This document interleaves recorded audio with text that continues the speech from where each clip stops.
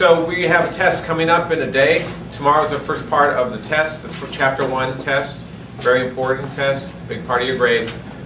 So what we've got here is a couple sample questions. They'll be very similar to this on the test tomorrow. Part 1 is tomorrow, Part 2 is Friday for Tier C.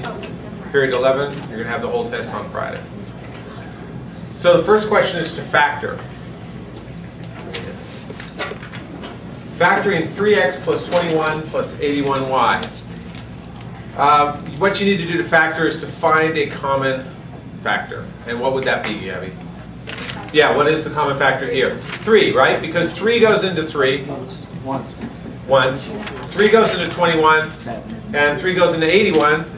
Good. Now that you know, you've got that far, but you still have to go through the logistical process of writing it properly. So, Jane, how do I write that? I know that 3 goes into all 3 of those, but I have to write it properly. Where do I put the 3, first of all? Outside of the parentheses. Exactly, okay? This is, again, this whole, it's very important not only to understand what to do, but to do it in a certain way. So you put the 3 out here, and what else do I do with that 3?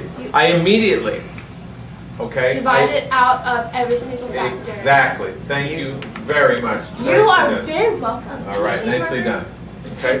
Now that I've done that, I write it out. Now, but it's important that you do that step. First you take the 3 and you put it outside, and then you divide it out just like that before you go any farther.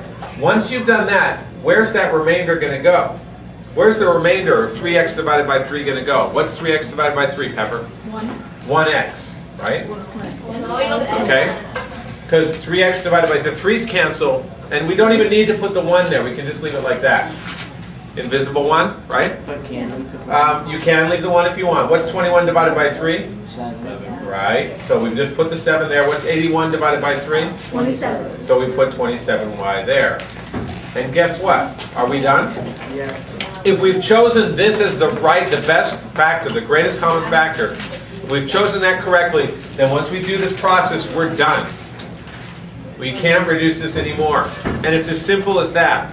But a lot of people mess it up because they try to do it in all these weird ways or shortcuts and all that kind of stuff. Please, simple. Find the greatest common factor, divide it out of each of these terms, and then put the remainder in here and the common factor out here. It's really that simple, okay? So that's number 1. There'll be 1 or 2 of those on the test tomorrow. So please study that tonight. It will be on YouTube. We're going to move over here. Finding the area of a triangle. It doesn't say triangle, but it should. Now you notice that these are 2 different measurement levels, 1 foot and 9 inches. And we've got to convert that. So how many inches in a foot? 12. That's right. So first of all, the base is equal to 12 inches. That's the first step, because without having everything in one form or another, it's going to be very difficult to solve. So how are we going to apply this information with this formula? Marshall? How do we use this information that's given in the problem with this formula? You would plug in A and B. Are they giving B us B and H, right? We're given B equals 12, and H equals 9, okay? And 12 times 9 equals 108, and half of 108 is 54. I create my pockets, right? And I put this in for that, 12, and I put that in for that, and what was it again? 12 times 9 is 108. Right. 54 what? Inches squared, Inches squared. Why would it be inches squared? because it's area. Because it's area, because you're multiplying something that's in inches, right? 6 inches by 9 inches. And when you multiply inches by inches, you get inches squared. That's how it works. Okay, and this is area. That's how you label it. Okay, now let's go over here to the perimeter question. We're finding the perimeter of an ice skating rink with the length L of 66 yards and width W of 99 feet using the formula P perimeter equals 2 times L plus W. You may not be given the formula, so be careful. You should know this formula, and you should know area, right? Is there anybody who doesn't know the area formula? 1/2 base times height? Or distance equals rate times time? You need to know those for tomorrow. All right, so what do we do in this question? how do we get the same measurement? We have 66 yards and 99 feet. How many feet in a yard? 3 feet in a yard, right? And Talia? So if there are 3 feet in a yard,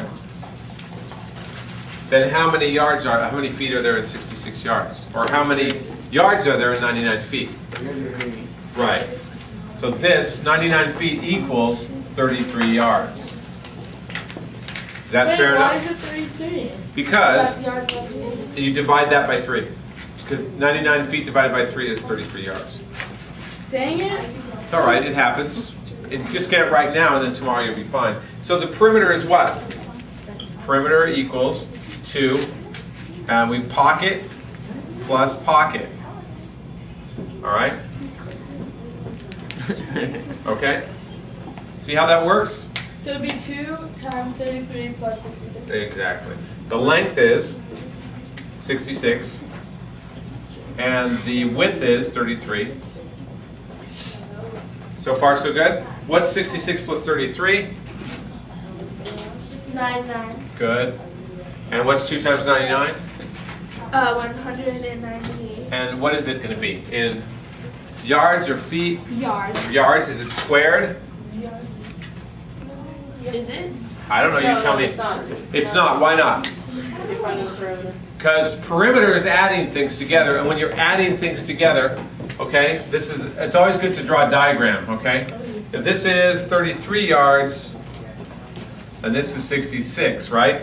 But you're not multiplying these two together. If you were multiplying this, you would get yards squared, but this is not the area, this is perimeter. You're adding these things together. So what you're really doing is just going this plus that plus that plus that. And what this 2 is just saying that you're really taking 2 times 33 and 2 times 66. And that's how you get it. There are 2 ways to talk about perimeter. One is with this formula, 2 times length plus width. And the other way is just to go length plus width plus length plus width. Longer. Okay, that's just another way to do it. Same idea though. Are there any questions?